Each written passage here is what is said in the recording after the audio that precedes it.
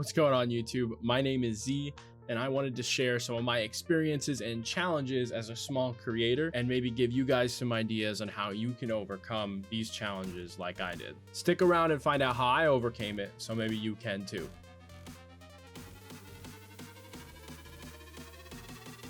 First, don't forget to like and subscribe for more content like this. I'm going to be doing something similar but on Twitch in the future. All right, let's jump in with one. Consistency.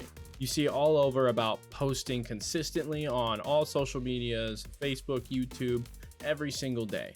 That's just not realistic for a small creator. It's going to end up causing you to burn yourself out.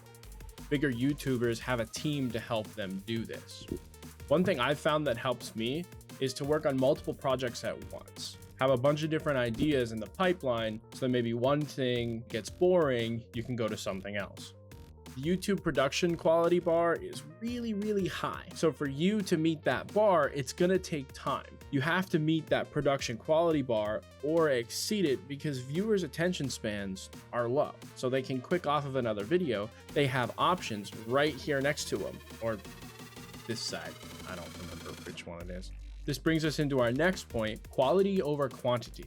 Like I said, high production takes more time. So you have to take this time to make the video to the best of your ability, but don't try to be perfect. It's gonna take some time to find your niche. It's gonna take some time to find what you like to do, what you don't like. Don't worry about trying to go viral overnight. You're gonna need to figure out what makes you work. If you try to make everything perfect, you're gonna end up burning yourself out or nothing's ever gonna be good enough. So you're never actually gonna produce any content. You're never gonna put anything out there to see if it is good. You need to be able to criticize your own work. You need to be able to watch your videos to make sure that everything is good, but not perfect, because you can't be perfect. Take the time to learn an extra editing technique or an extra Photoshop technique for making overlays. Learn how to make titles that aren't clickbait, but get to the point and intrigue, grab attention. And probably one of the most important things, listen to the feedback you're given from other people. Send your videos to friends, to family, anybody, and listen to the feedback you get. They will be honest with you. Especially if you have people watching your videos, listen to what people say. If your audio needs fixed, fix it. So this takes us to our next point, scripting and editing.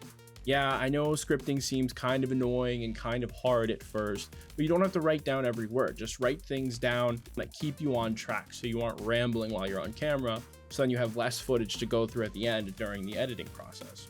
Make sure you're strict with yourself. Cut out the fluff, cut out the things that don't need to be there.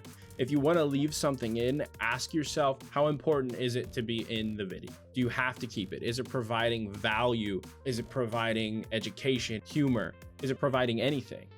Doing this, you can keep your videos shorter, more easily watchable, and all around better. It'll take some time to get used to it, but I promise it's worth it.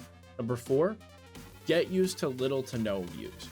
As I said before, you're not going to go viral over your first video. So take the time to increase your production quality. Put stuff out there, see what works. If it doesn't get views, that's fine. Change something that does get views. I've been making content for years, but I got caught up in these things and it's held me back a lot. These are the times when you really need to be self-critical and figure out what's wrong with your video. What don't you like about it? What would you change next time? Would it be the thumbnail, different gameplay, different kinds of gameplay? What would you change that you can control to make the video more watchable or more clickable? But the biggest takeaway with this is don't get discouraged. Don't step back. Don't make excuses for yourself. It happens. You're not going to get a lot of views to start. Don't expect it to happen. Dreams are great, but expectations is where you let yourself down.